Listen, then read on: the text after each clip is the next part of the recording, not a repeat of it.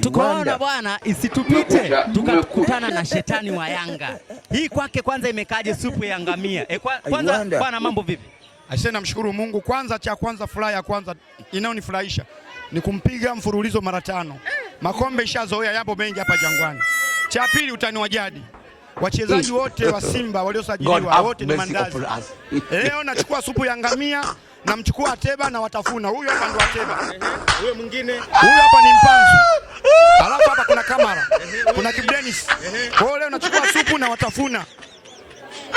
Yaani narudiani tena, wachezaji wote wa magoro wote ni mandazi mokesha. Yaani tunawadharau. Yaani mpaka tunawafanya mandazi ni aibu. Unajua ni kwa nini wafanya mandazi? Wewe unajifanya timu kubwa mara 5 mfululizo.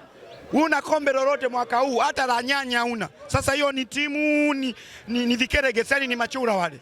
Sio na watukana, chura ndo wanarukaruka tu. Unajua hii sisi Yanga tulivyotengeneza hii timu. Hii sio timu ya kawaida. Tuna Mzize, huyu Mzize ni hatari.